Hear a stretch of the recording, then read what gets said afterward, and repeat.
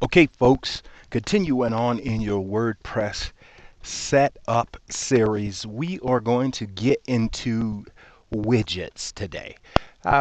If I could, we have plugins, and we did a video tutorial on plugins. And then we have, when we go to the appearance menu, you want to go down to widgets. If I could describe the difference between plugins and widget, it would be this, is that plugins give the ability,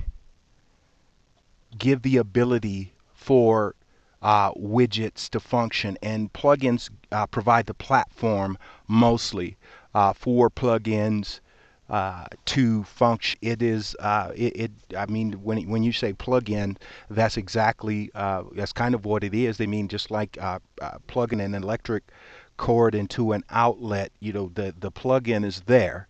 The plug-in is there. You take the cord, you plug it into the wall, but if electricity isn't flowing to the plug-in, it's not going, the electronic device isn't going to function. So again, plugins provide the ability, and the platform anyway would be the widget, or what the end user sees. So let's go over these. We saw Ask-A-Met, and basically when you talk about widgets, let me be fair. Let's go to themes first.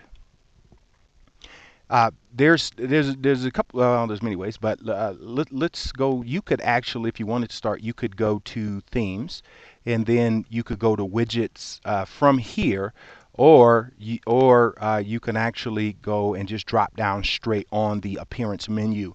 And we're going to give you several different looks. What we want to do first is to go to the website. We want to go to certainly we want to go to the website, and it appears as if, there we go. Whew, I thought we were having technical difficulties. But anyway, what you will see here is different themes provide you with different functions. So some themes will have gray sidebars. You can always do this. Some themes do better jobs with providing footers, but mostly, if you before you decide this, what you want before you decide what plugins you want to use, you really need to consider, you certainly need to consider the layout. So let's go to themes real quick, and then we will go to eStore theme options. And on eStore theme options, you have this, which is called layout settings. So you can actually put date and categories. You could put date and categories here. We'll hit the nav panel just so you can kind of see what's going on with that, because there's actually a way to put these in your site and use as a widget, and put those certainly in your sidebars. Nevertheless, we're going to go down to settings real quick.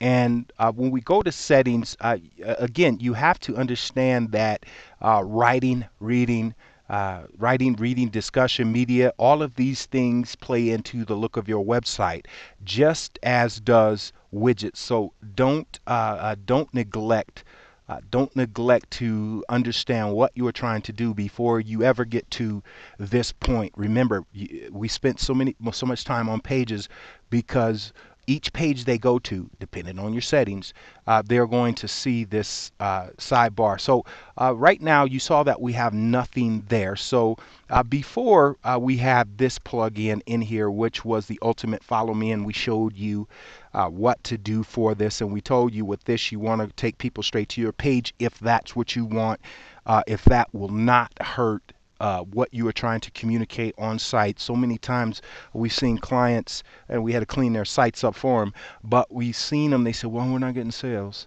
we're not we have a high bounce rate, and or people are not going to the pages that we want to go to get email addresses, contact information, or to close a sale.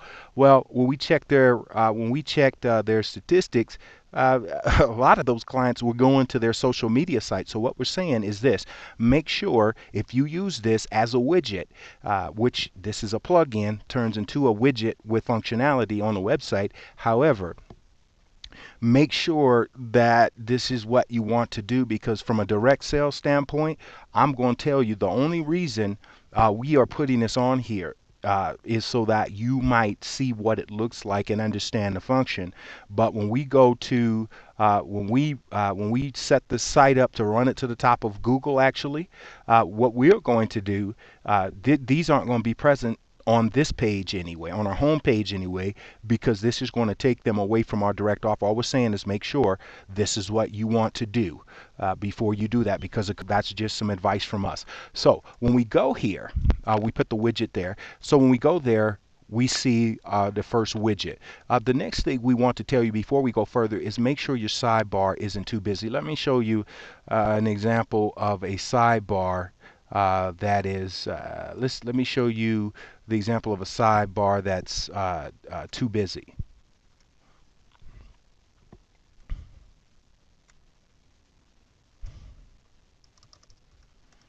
Yeah,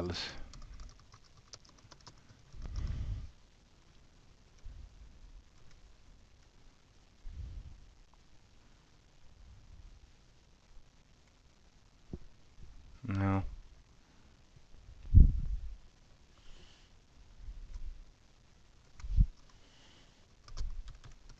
Yeah, let's just call it that. We're going somewhere with this.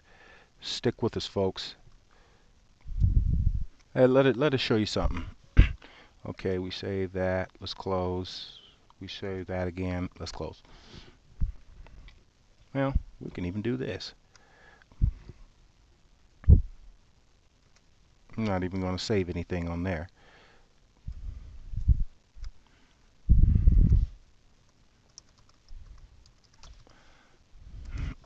So, let's go to the home page now. Now that we've dropped all those widgets in there, basically what you see here, this is way too busy. Keep in mind we haven't even changed the font colors on this, which we would most certainly do.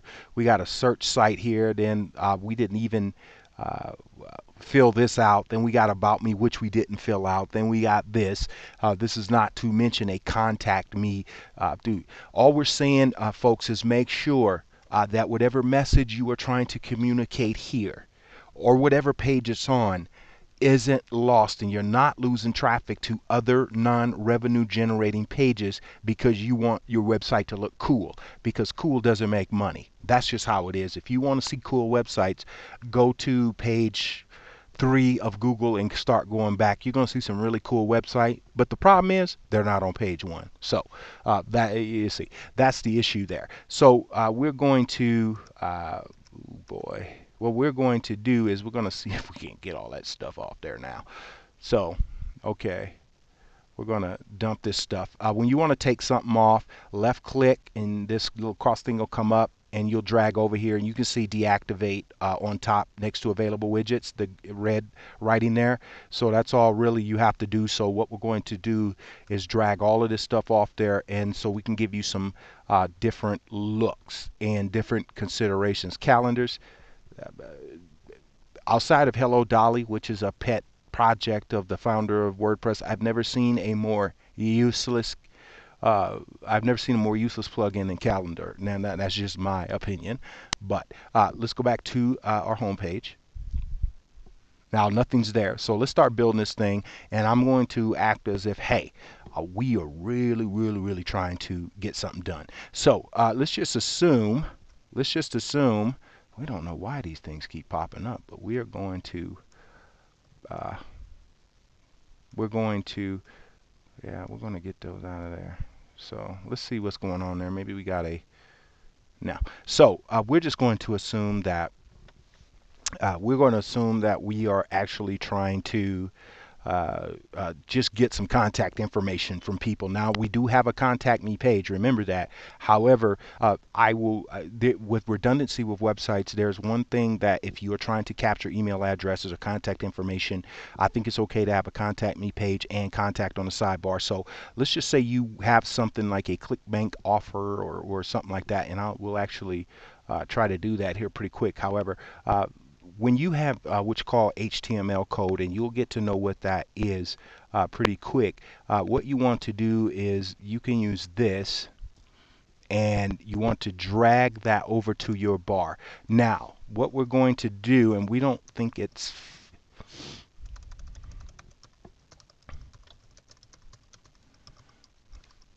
now we don't think no, we don't think it's formatted to fit. We're going to try something right in front of you and see if it works.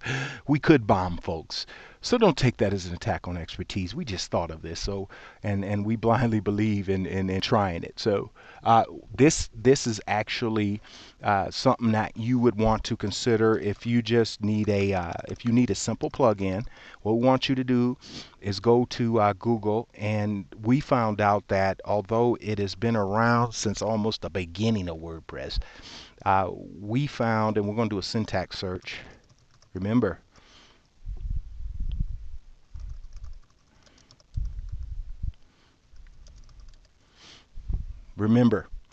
if you get a free plugin, get it from the actual WordPress.org site.